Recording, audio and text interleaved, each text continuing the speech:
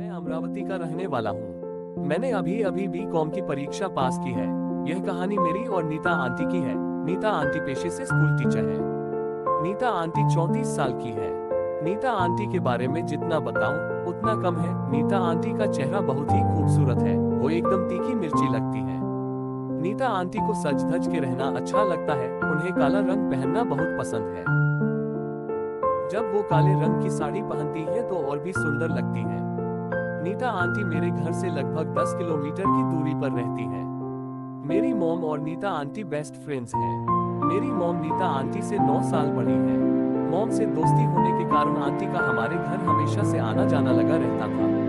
मैं जब छोटी उम्र का था तब मैंने उन्हें पहली बार देखा था। तब मैं बहुत छोटा था। उस वक्त में कुछ नहीं जानता था। जैसे जैसे मैं बड़ा होता गया मेरा ज्ञान बढ़ता गया। जब मैं पूरा 18 साल का हो चुका था। खैर, नीता आंटी की बात करते हैं। आंटी का हफ्ते में 3 बार तो मेरे घर आना होता ही रहता था। वो आग मुझसे ढेर सारी बातें करती थी। मेरे कॉलेज के बारे में मुझसे बहुत सारी बातें करना उन्हें पसंद था। वे इतने सालों से मुझे जानती थी, इसलिए वो मुझसे बहुत खुलकर बातचीत करती रहती थी। वो जब भी घर आती थी तो मैं उन्हें देखने लगता था। मैंने भी आंटी को मेरे को घूरते हुए बहुत बार देखा था।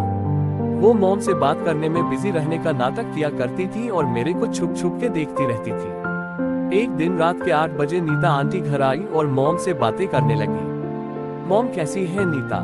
नीता आंटी, ठीक हूँ।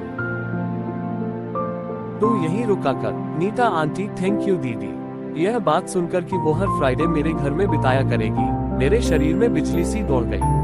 अब मैं उन्हें मन ही मन वो का ख्वाब देखने लगा। मेरा घर बहुत बड़ा है। उसमें कुल 12 कमरे हैं। 4 कमरे ऊपर और 8 नीचे हैं। मेरे घर में कुल 5 लोग रहते हैं। मेरी मॉम, मैं, पापा, मेरे मामा और मेरे चाचा। ये सब लोग नीचे के कमरों में सोते थे और मेरे अकेले का कमरा ऊपर के 4 कमरों में से एक था। मेरे रूम में कोई नहीं आता था। उस दिन सब लोगों ने खाना खाया। अब करीब रात के 10 बज चुके थे।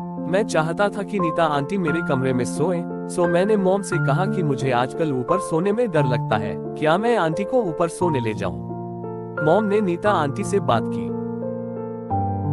तो नीता आंटी ने एकदम से हाँ कर दी। आंटी की इस तरह से लपक कर हामी भरने से आज तो मैं एकदम 7वें आसमान पर था। मैंने मन ही मन आज ही प्लान बना लिया था। अब मैं अपने रूम में चला गया। थोड़ी देर बाद नीता आंटी ऊपर आ गई। मेरे कमरे में एक ही बड़ा बेड था। आंटी कमरे में आकर मेरे सामने बेड पर बैठ गई और मुझसे बातें करने लगी। नीता आंटी, कैसे चल रही है बेटा स्टडी? मैं कुछ नहीं आंटी, आजकल मेरा पढ़ाई में बिल्कुल मन नहीं लगता। नीता आंटी, क्यों बेटा, क्यों मन नहीं लगता? मैं आजकल के लड़के इसका कारण है। उन सभी के पास उनकी गर्लफ्रेंड्स हैं और मैं अकेला सिंगल हूँ। आप मेरी फ्रेंड जैसे हो, इसीलिए आपको ये बात बता रहा हूँ। नीता आंटी, अरे शशि, तुम तो बहुत हैंडसम हो, तुम्हें कोई ना कोई गर्लफ्रेंड जरूर मिलेगी। अपनी सारी बातें तुम मुझे बता सकते हो। मैं तुम्हारी फ्रेंड जैसी ही हूँ। मैं आंटी, आप बहुत ही सुंदर हो। आपको देखकर तो कोई भी आपका दीवाना हो जाएगा। Nita aunty, thanks. मेरे पड़ोस के लोग भी मेरी तारीफ करते रहते हैं। आंटी ने समझ लिया था कि मेरा इशारा किस तरफ था। नीता आंटी, चलो अब सोते हैं, मुझे सुबह जल्दी उठना है। मैं बोला, okay aunty, good night. Nita aunty, good night.